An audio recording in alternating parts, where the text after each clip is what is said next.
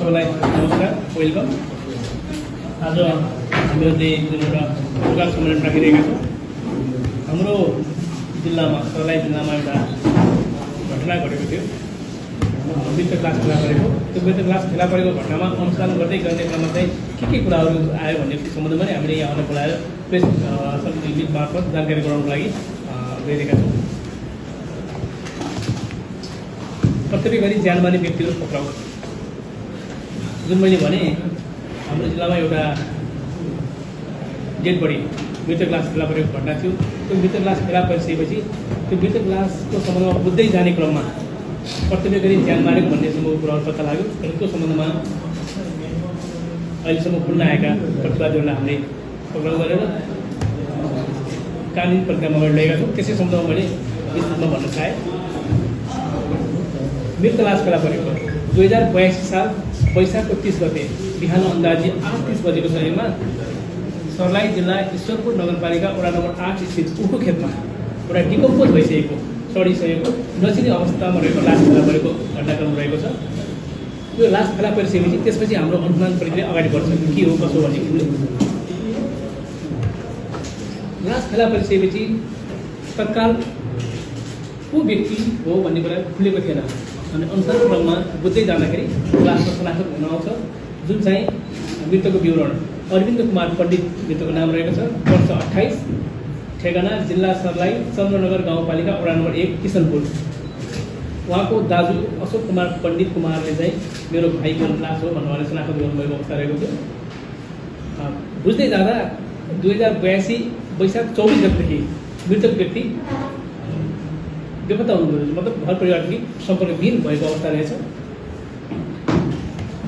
यही घटनाक्रममा हामीले 6 जना व्यक्तिहरूलाई पक्राउ गरेका छौँ।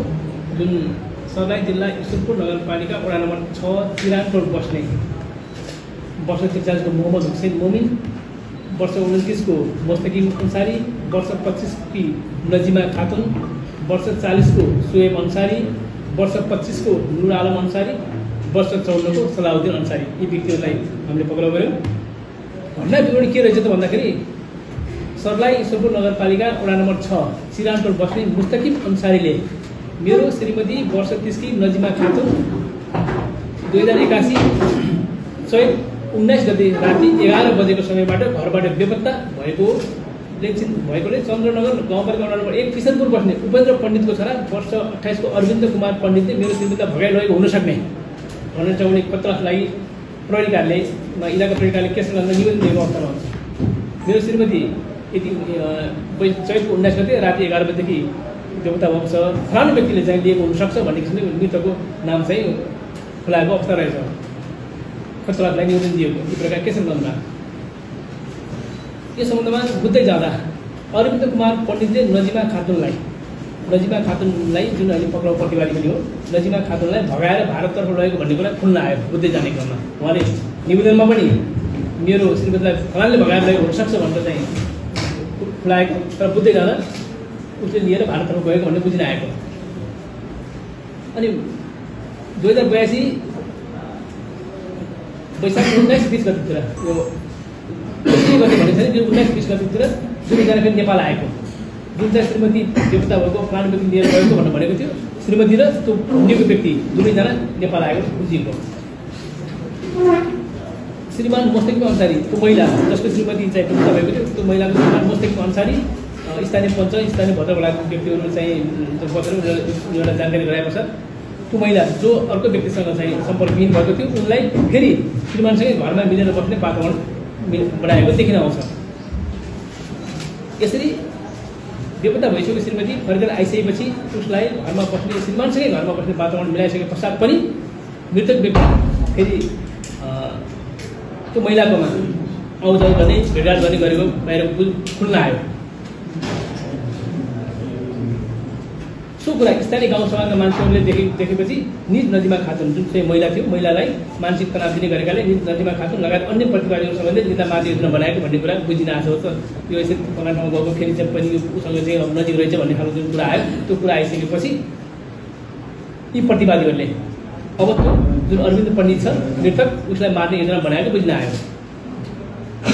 त्यसपछि त्यो योजना बनाएपछि प्रतिवादी नजिमा खातुनले 2082 वैशाख 28 गते बिहानको समयमा बिहान 8 बजेको समयमा फुलजोर बाबा मन्दिर भन्ने छ, फुलजोर बाबा मन्दिर नजिक मृतक अरविन्द कुमार पण्डितलाई बोलाउँछ। जुन योजना बन्छ उसलाई मार्ने योजना बनिसकेपछि वैशाखको 28 गते बिहान 8-9 बजेको समयमा फुलजोर बाबा मन्दिर नजिक मृतक अरविन्द कुमार पण्डितलाई बोलाउँछ। बोलाइसकेपछि उनीहरू ईश्वरपुर नगरपालिका वडा नम्बर 8 पनि त्यो फुलजोर खोलातर्फ, ती नदीको खोलातर्फ सँगै साथै जान्छ। उनीहरू बोलाउँछ, योजना अनुसार बोलाएपछि दुवैजना सँगसँगै साथै अगाडि जान्छन्। उनीहरू साथै अगाडि गइसकेपछि उनीहरूलाई पछ्याउँदै अन्य प्रतिवादीहरू, किनकि योजना बनिसकेपछि अन्य प्रतिवादीहरू पनि उनीहरूको पछि गएर जान्छ र उनीहरू कर्तव्य गरेर मारेको घटना देखिन्छ। मारिसकेपछि नजिकै रहेको सिसोको रुखको फेदमा मृतकको लासलाई घाँसपात तथा त्यो घसेउटा जोले छुपेर राखिन्छ, अरू नदेख्नु भनेर तत्काल मारेको ठाउँ नजिकै त्यो लासलाई छोपेर व्यवस्थापन गरिसकेपछि उनीहरू आफ्नो घरतर्फ फर्किन्छन्।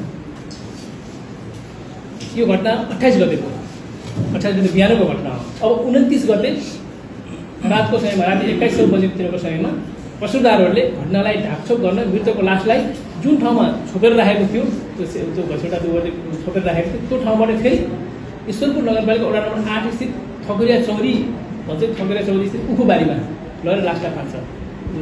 भएको के त भन्दा 28 गते दुईजना बोलाउँछन्, दुवै केटीले केटालाई भेट्न बोलाउँछ, दुवैजना खोलातर्फ गइरहेको अवस्था रहन्छ। त्यसपछि योजना अनुसार अरू व्यक्तिले पछाडि जान्छन्, त्यो ठाउँमा गएर उनीहरूले कर्तव्य गरेर मार्छ। मारिसकेपछि ती नजिकै त्यो एउटा सिसोको रुखको नजिक त्यो घसेटाहरूले छोपेर राख्छ।